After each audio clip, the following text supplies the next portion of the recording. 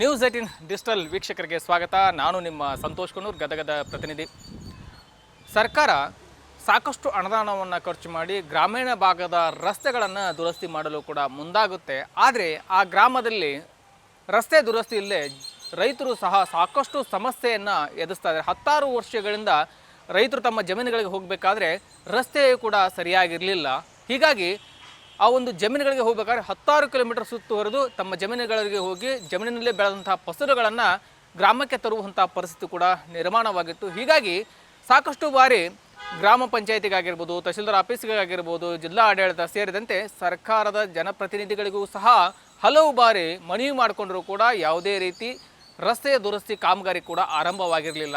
ಇದರಿಂದಾಗಿ ಬೇಸತ್ತು ಹೋದಂಥ ಆ ಗ್ರಾಮಸ್ಥರು ಸಹ ಇವತ್ತು ರೈತರೆಲ್ಲರೂ ಸೇರಿಕೊಂಡು ಸ್ವಯಂ ಪ್ರೇರಿತವಾಗಿ ತಾವೇ ಎಲ್ಲರೂ ಸಹ ಹಣವನ್ನು ಸಂಗ್ರಹಿಸಿ ತಾವೇ ರಸ್ತೆಯನ್ನು ದುರಸ್ತಿ ಮಾಡಲು ಕೂಡ ಮುಂದಾಗಿರುವಂತಹ ಘಟನೆ ಗದಗ ತಾಲೂಕಿನ ಲಿಂಗದಾಳ ಗ್ರಾಮದಲ್ಲಿಯೂ ಸಹ ನಡೆದಿರುವಂಥದ್ದು.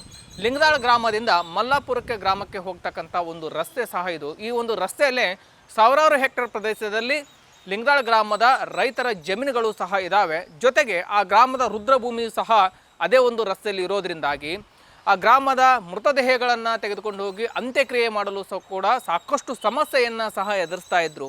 ಹೀಗಾಗಿ ಈ ಒಂದು ಸಮಸ್ಯೆ ಕುರಿತು ಗ್ರಾಮ ಪಂಚಾಯಿತಿಯ ಅಧಿಕಾರಿಗಳಿಗೆ ಗಮನಕ್ಕೆ ತಂದಿದ್ರು, ಜಿಲ್ಲಾ ಆಡಳಿತಕ್ಕೂ ಗಮನಕ್ಕೆ ತಂದಿದ್ರು. ಆದರೆ ಯಾವುದೇ ರೀತಿ ರಸ್ತೆ ದುರಸ್ತಿಯನ್ನು ಮಾಡದೆ ಡೋಂಟ್ ಕೇರ್ ಕೂಡ ಅಂದಿದ್ರು. ಹೀಗಾಗಿ ಗ್ರಾಮದ ರೈತರು ಗ್ರಾಮಸ್ಥರೆಲ್ಲರೂ ಸೇರಿಕೊಂಡು ಇವತ್ತು ಆ ರಸ್ತೆಯ ದುರಸ್ತಿ ಕಾಮಗಾರಿಗೆ ಈಗ ಮುಂದಾಗಿದ್ದಾರೆ. ಯಾಕಂದರೆ ಪ್ರತಿಯೊಬ್ಬ ರೈತನು ಸಹ 500 ರೂಪಾಯಿಂದ 5,000 ರೂಪಾಯಿವರೆಗೆ ತಮಗೆ ಆದಷ್ಟು ಹಣವನ್ನು ಕೊಟ್ಟು ಇವತ್ತು JCB ಮೂಲಕ ಜೊತೆಗೆ ಆ ಒಂದು ರೈತ ಸಮೂಹ ಸೇರಿಕೊಂಡು ಇವತ್ತು ರಸ್ತೆಯ ದುರಸ್ತಿ ಕಾಮಗಾರಿಗೂ ಕೂಡ ಈಗ ಮುಂದಾಗಿದ್ದಾರೆ. ಹೀಗಾಗಿ ಸಾಕಷ್ಟು ನಮಗೆ ಸಮಸ್ಯೆಗಳಾಗ್ತಾ ಇತ್ತು. ಜನಪ್ರತಿನಿಧಿಗಳ ಗಮನಕ್ಕೂ ತರಲಾಗಿತ್ತು, ಜಿಲ್ಲಾ ಆಡಳಿತಕ್ಕೂ ಗಮನಕ್ಕೆ ತರಲಾಗಿತ್ತು. ಯಾವುದೇ ರೀತಿ ಅಧಿಕಾರಿಗಳ ಸ್ಪಂದನೆ ನಮಗೆ ಸಿಕ್ಕಿರಲಿಲ್ಲ. ಹೀಗಾಗಿ ನಾವೇ ಸ್ವಯಂ ಪ್ರೇರಿತವಾಗಿ ಇವತ್ತು ರಸ್ತೆಯನ್ನು ಮಾಡಲು ಮುಂದಾಗಿದ್ದೇವೆ ಅನ್ನುವಂಥ ಮಾತನ್ನು ಕೂಡ ಹೇಳಿರುವಂಥದ್ದು. ಇದೇ ವಿಚಾರ ಸಂಬಂಧಪಟ್ಟಂಗೆ ರೈತರು ಕೂಡ ನ್ಯೂಸ್ 18 ಜೊತೆಗೆ ಮಾತನಾಡಿದ್ದಾರೆ. ಏನೆಲ್ಲ ಮಾತನಾಡಿದ್ದಾರೆ ಅನ್ನೋದನ್ನು ಕೇಳ್ಕೊಂಬರೋಣ ಬನ್ನಿ. ಸರ್, ಇಲ್ಲಿ ನಾವು ಸಾಕಷ್ಟು ಬಾರಿ ಎಲ್ಲ ತಹಶೀಲ್ದಾರ್ ಆಫೀಸ್ಗೆ ಆಯಿತು ಹಾಗೂ DC ಆಫೀಸ್ಗೆ ಮನವಿ ಕೊಟ್ವಿ ಸರ್. ನಮ್ಮ ಭಾಗದ MLAಗಳಿಗೂ ನಾವು ಮನವಿ ಕೊಟ್ವಿ. ನಮ್ಮ ಭಾಗದ MLAಗಳಿಗೂ ನಾವೆಲ್ಲ ಮನವಿ ಕೊಟ್ವಿ. ಅವರು ಯಾರೂ ನಮಗೆ ಸಹಾಯ ಮಾಡೋಕ್ಕೆ ಮುಂದಾಗಲಿಲ್ಲ. ನಾವು ಮನವಿ ಕೊಡೋಕೆ ಹೋದ ಟೈಮ್ನೊಳಗೆ ಅವರು ಕೆಲಸ ಮಾಡಿದರು. ನಾವು ಬರ್ತೀನಪ್ಪ, ಮಾಡಿಸ್ತೀನಿ, ಎಲ್ಲ ಅಧಿಕಾರಿಗಳಿಗೆ ಹೇಳ್ತೀನಿ ಅಂತ ಹೇಳಿದರು. ಆ ಪ್ರಕಾರ ಅವ್ರು ನಡ್ಕೊಂಡಿದ್ದು ಒಂದೇ ಒಂದು ಆ ಸರ್ವೆ ಆಫೀಸಿಗೆ ಒಂದೇ ನಡ್ಕೊಂಡ್ರು. ಇಲ್ಲಿ ತಕರಾರಿತ್ತು ಹೈದರಾಬಾದ್ರ ಜಮೀನವ್ರದ್ದು. ಆ ಪ್ರಕಾರ ಸರ್ವೆ ಆಫೀಸ್ನವ್ರಿಗೆ ಹೇಳಿದ್ರು. ಪಾಪ ಆ ಸರ್ವೆ ಡಿಪಾರ್ಟ್ಮೆಂಟಿಂದ ಏನು ತಪ್ಪಿಲ್ಲ, ಇಲ್ಲಿ ಅಲ್ಲಿ ಬಂದು ಕಲ್ಲು ಹಾಕಿ ಅಳತೆ ಮಾಡಿ ಕೊಟ್ಟು ಹೋದರು. ಆ ನಂತರ ಇಲ್ಲಿ ಇದಕ್ಕೆ ಪಂಚಾಯತಿಗೆ ಹೋದ್ವಿ ನಾವು. ಇದು ಕೊಟ್ಟು ಸರಿ ಮಾಡಿಸ್ಕೊಡ್ರಿ ಸರ್, ನಮಗೆಲ್ಲ ರೈತರಿಗೆ ಇದು ಸುಮಾರು ತೊಂದರೆ ಆಗ್ತಾಯಿದ್ದವು ಅಂತೇಳಿ. ಅವರು ಏನು ಮಾಡಿದ್ರು ಸರ್, ನಮ್ಮ ಪಂಚಾಯತಿ ಒಳಗೆ ಅನುದಾನನೇ ಇಲ್ಲ. ಹೀಗಾಗಿ ನಮಗೇನು ರೆಸ್ಪಾನ್ಸ್ ಮಾಡಿಲ್ಲ ರೀ. ನಾವು ಸಾಕಷ್ಟು ಬಾರಿ ಹೋದ್ವಿ. ಅದಕ್ಕೆ ಅದನ್ನು ನಮ್ಮ ಮನಸ್ಸಿಗೆ ಬೇಸರ ಆಗಿ ನಾವು ರೈತರು ಇಷ್ಟು ಕಷ್ಟ ಕಾಲದೊಳಗಿದ್ರೂ ಕೂಡ ಎಲ್ಲ ರೈತರ ಮುಂದೆ ಕೂಡಿ ನಿನ್ನೆ ಒಂದು ಸಭೆ ಮಾಡ್ಕೊಂಡ್ರಿ. ಬೇಡ ಈ ಪಂಚಾಯತಿಗೆ ಹೋಗೋದು ಬೇಡ, MLA ಕಡೆನೂ ಹೋಗೋದು ಬೇಡ, ಶಾಸಕರ ಕಡೆನೂ ಹೋಗೋದು ಬೇಡ, ನಮ್ಮ ಸ್ವಂತ ಖರ್ಚಿನಿಂದ ಮಾಡಿಬಿಡೋಣ, ಅವ್ರಿಗೆ ಒಟ್ಟು ನಾಚಿಗೇಡಿ ಆಗಲಿ ಅನ್ನೋ ಲೆಕ್ಕದೊಳಗೆ ರೈತರು ನಿಂತು ಈ ದಾರಿ ಮಾಡ್ಸತ್ತೀವಿ ಸರ್. ಸರ್, ನಮ್ಮ ದಾರಿ ತೊಂದರೆ ಸಲುವಾಗಿ ನಾವು ರೈತರೆಲ್ಲ ಭಾಳ ತ್ರಾಸಾಗೈತೆ ರೀ. ನಮ್ಮ ಮಳೆಗಾಲವು ತ್ರಾಸಾಗೈತಿ, ನಮ್ಮ ಹೊಲ್ದಾನ ಮಾಲಗಿಲು ಎಲ್ಲ ತ್ರಾಸಾಗೈತೆ ರೀ. ನಾವು ಸ್ವಂತ ಪಟ್ಟಿ ಹಾಕಿ ಗೌರ್ಮೆಂಟಿನ ದಾರಿ ಮಾಡ್ಸಕತ್ತೀವಿ ರೀ. ಪಂಚಾಯತಿಯವರು ಅನುದಾನ ಇಲ್ಲ ಅಂತಾರೆ ರೀ. ಗೌರ್ಮೆಂಟಿಗೂ ಎಲ್ಲ ಶಾಸಕರಿಗೆ ಆತ್ರಿ, ಜಿಲ್ಲಾ ಪಂಚಾಯತಿಗೆ ಆತ್ರಿ, ತಾಲೂಕು ಪಂಚಾಯತಿಗೆ ಆತ್ರಿ, ತಹಸೀಲ್ದಾರ್ ಆಫೀಸಿಗೆ ಆತ್ರಿ, ಎಲ್ಲ ಮನವಿ ಕಳಿಸಿ ಸಾಕಾತ್ರಿ. ನಮ್ಗೆ ರೈತರಿಗೆ ನಾವು ತೊಂದರೆ ಸಲುವಾಗಿ ದಾರಿ ಮಾಡ್ಕೊಳಕತ್ತೀವಿ ರೀ. ಇವು ಆಲೆ ಒಂದು 15-20 ವರ್ಷದ ಮ್ಯಾಗ ಆತ್ರಿ ನಾವು ಮಾಡಕತ್ತಿದ್ದನ. ಎಲ್ಲರಿಗೆ ಮನವಿ ಕಳಿಸಿವ್ರಿ. ಯಾರು ದಾದ ಮಾಡೋದಕ್ಕೆ ನಾವು ರೈತರ ಪಟ್ಟಿ ಹಾಕೊಂಡು ಮಾಡ್ಕೊಳಕತ್ತೀವ್ರಿ. ಇದನ್ನು ನಮ್ಗೆ ಸ್ವಲ್ಪ ಜಮೀನ್ದಾರಿ, ನಮಗೇನು ಗಾಡಿ ಇಲ್ಲ, ಮೋಟ್ರ್ ಇಲ್ಲ ರೀ. ಎಲ್ಲೆಲ್ಲಿ 10-20 ಕಿಲೋಮೀಟ್ರ್ ದೂರ ಹೋಗಿ ಮಾಲ್ ತರೋದು ಹತ್ತೈತ್ರಿ. ನಮಗೆ ಎಲ್ಲ ಬೆಳೆ ಎಲ್ಲ ಬೆಳ್ಕೊಂಡು ನಿಂತೀವ್ರಿ. ಎಲ್ಲ ಅಲ್ಲೇ ವಾರಂಗಟ್ಲೆ ಹೊಲ್ದಾಗ ತೋದು ಹಾಳಾಗಿ ಎಲ್ಲ ರೈತರು ಭಾಳ ನುಕ್ಸಾನ ಆಗಿವ್ರಿ ಸರ್. ನಾವು CC ಪಾಟೀಲ್ರು ಅದಾರ ರೀ, ಹೇಳಿದ್ದು ರೀ. ಅವರು ಏನದ ಕೇರ್ ಮಾಡಿಲ್ರಿ ನಮ್ಮನ್ನು.